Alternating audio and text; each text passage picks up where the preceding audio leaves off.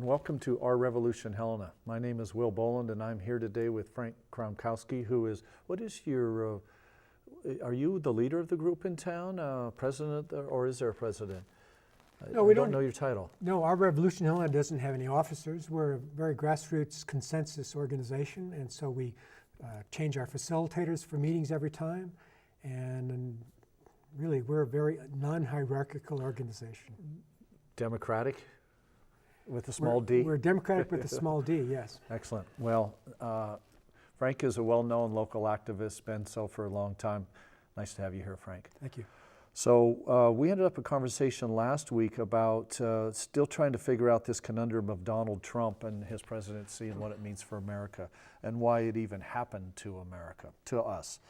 And you talked about the resentment in the country over people maybe having lost and not feeling like they're part of the system, the dream, so to speak.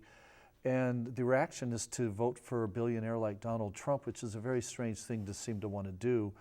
To me, it almost seems suicidal, but I would wonder how, when you talk about resentment, how do you cure resentment? I mean, this, I don't know if I'm throwing you a hardball here or not, but how would you, because I would think maybe people just need to be educated what their own best interests are, but I think we're in a little deeper than that.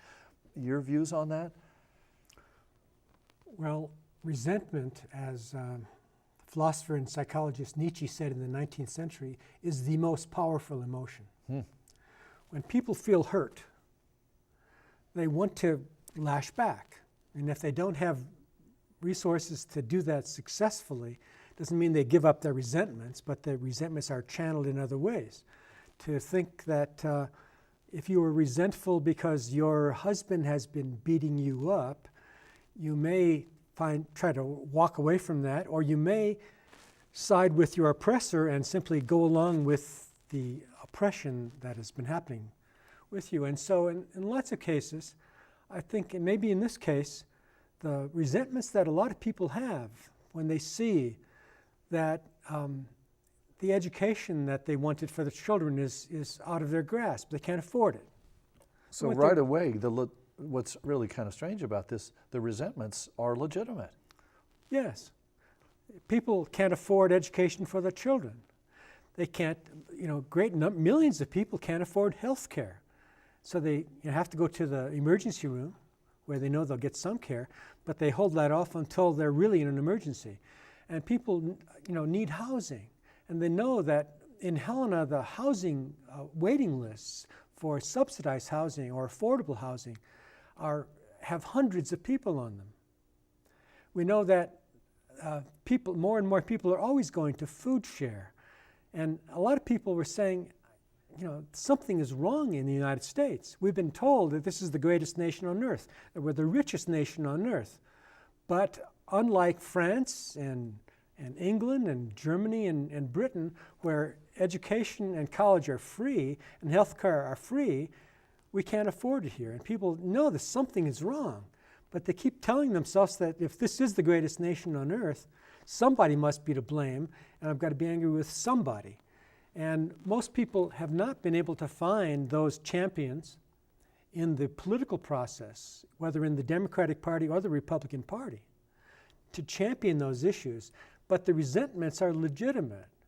People, know that the United States has greater poverty than every other industrial nation. They know that other industrial nations have health care for everyone.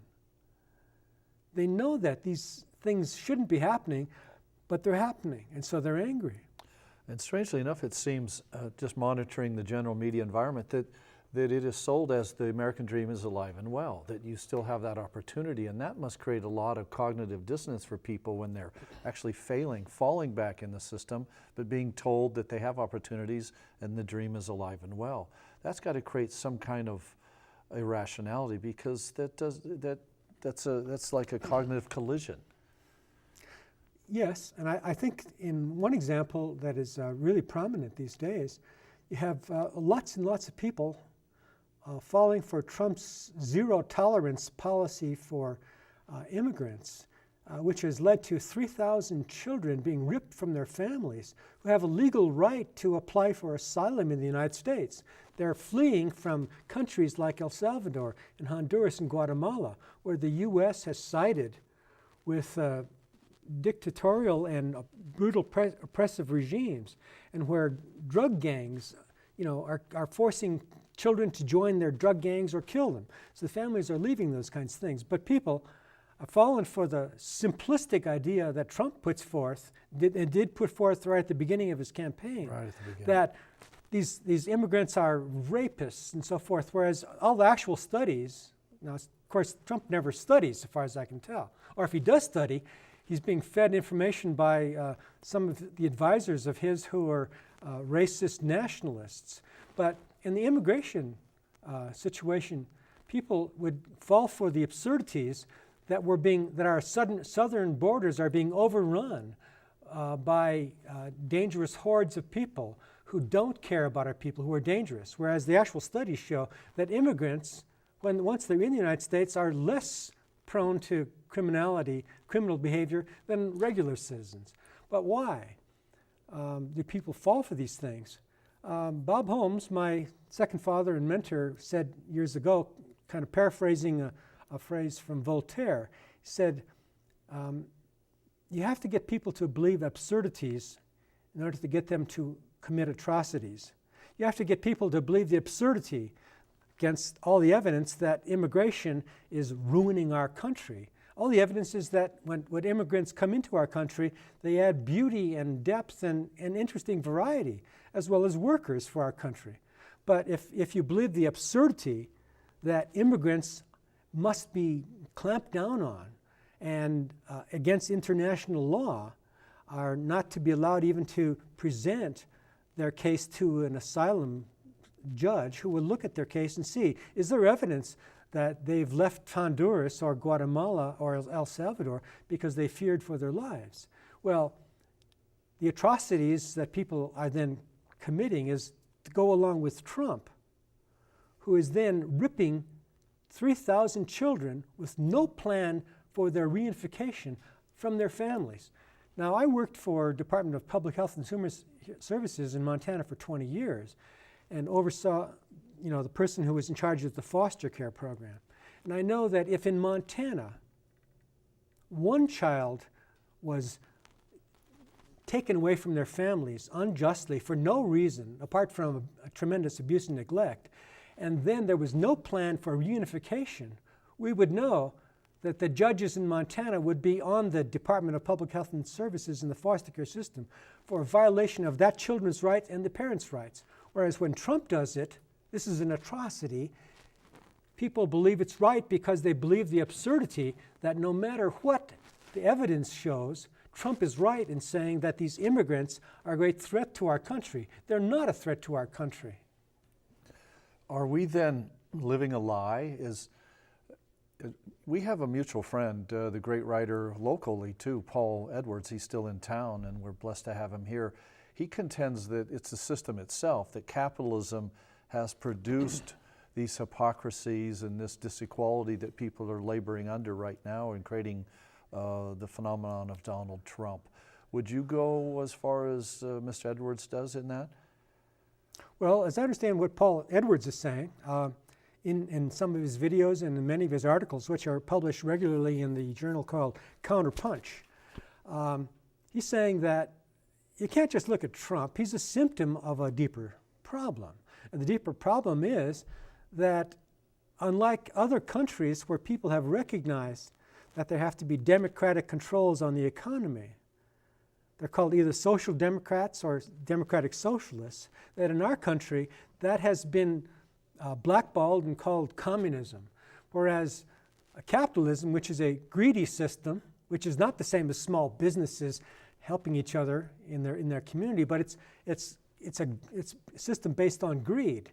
It's a system based on making profits to use people to make more profits, not helping people making a little profit to help people get at their needs. So I think Paul is basically right about that a system like the one that we have in the United States although it's hyped up to be the best thing on earth, is been shown by every study to be productive of poverty, lack of health care, lack of housing, and lack of basic decency for millions and millions of people. So we're not the greatest nation that has ever hit the earth.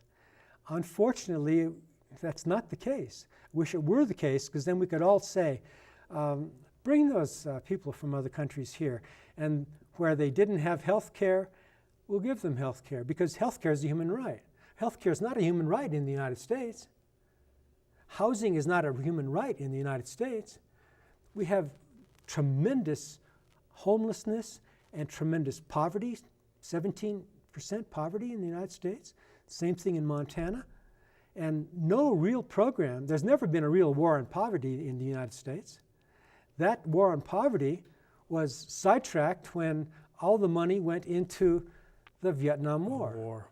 And then right now, what's the biggest part of the United States budget? It's the Pentagon, which is under Trump gotten even more and more billions. It's the most bloated, wasteful organization probably on earth. But people will appeal to patriotism and say we've got to protect our military. Trump was always saying how our military is depleted. Well, that was nonsense. Our military was not depleted. Our military is probably 10 times as strong as any other military on earth, and we've never been attacked. And if you consider the war on terrorism as an attempt to defend the United States, I can ask you, why do we have 70,000 special forces doing dirty deeds all across the earth? Not in the name of democracy, but in the name of protecting U.S. corporations and their profit. Not for saying, oh, we're going to go to Puerto Rico, which is a part of the United States, to make sure that every Puerto Rican has housing after the horrible hurricane. Well, no. People can't really understand that Trump abandoned Puerto Rico. And there are still, about 5,000 people who died in the hurricane in Puerto Rico. The original estimate was somehow 67 people, but now the estimate is way higher, maybe 10 times that much, or 6,000 rather, not 10 times that much. So is the United States, the shining light on the hill that everybody says we should be, and so forth? So if Trump opposes or makes friends with Russia, we're supposed to be aghast that the United States could make pact with a dictator. You've got Saudi Arabia's dictator and all the other dictators that are buddy-buddy with Trump all the time. He's not promoting democracy.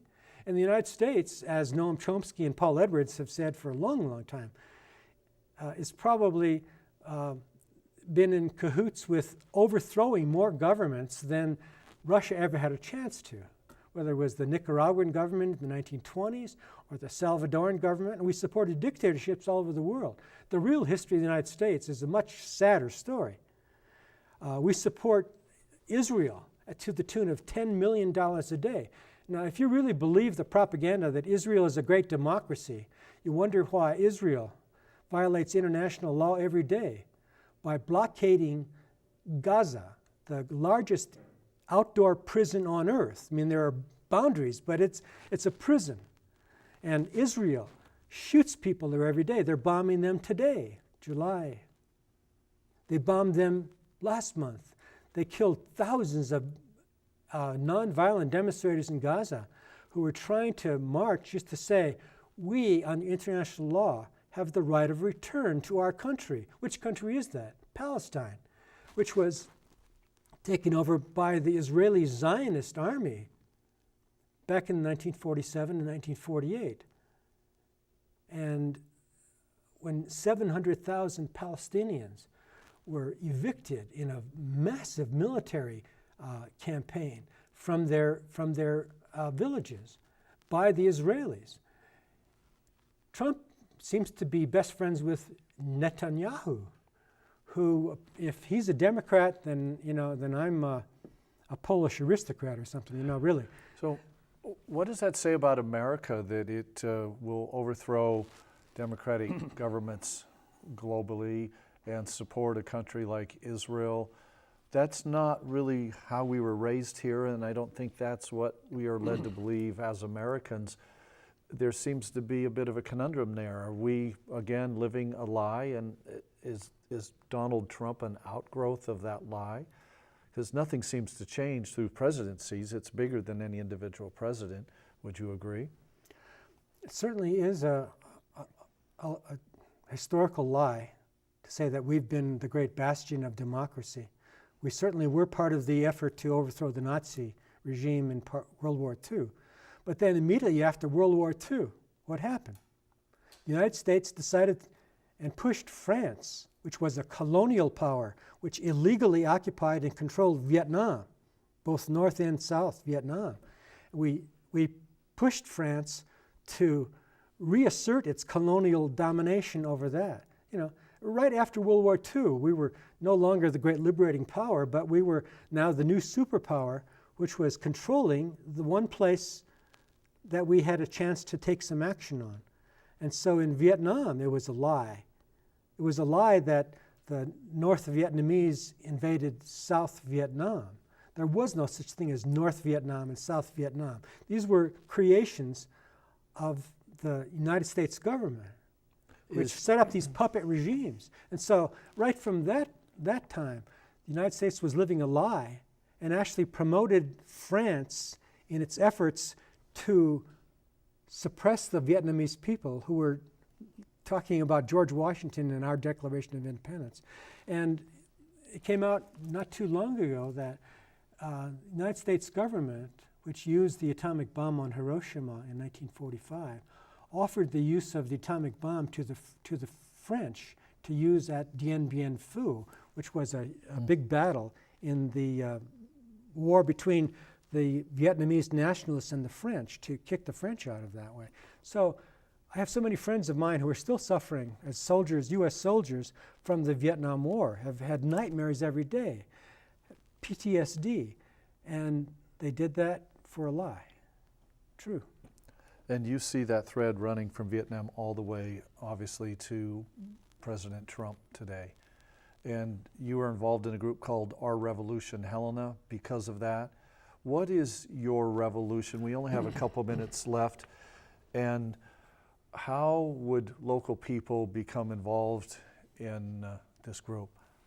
Well, Our Revolution Helena meets every 2 weeks at Plymouth Church. Plymouth Church is not a sponsor of Our Revolution, of course, at the corner of Winnie and Oaks, but we have guest speakers who come in to talk about important issues, such as homelessness in Montana, or health care in Helena, and the need for universal health care.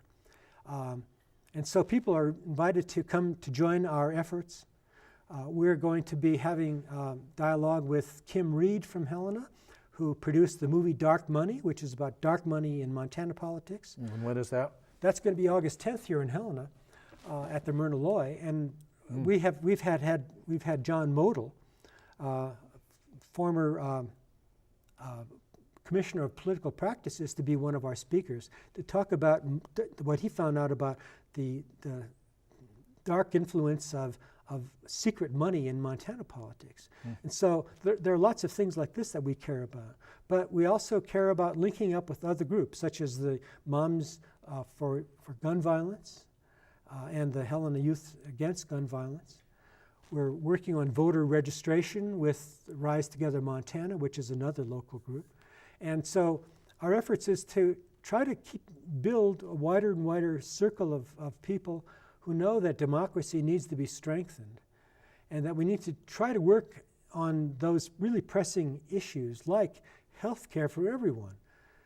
It's not an absurd thing, but it seems like a distant dream. And so we work on those kinds of things, and everyone is invited to join us every second Thursday at Plymouth Church.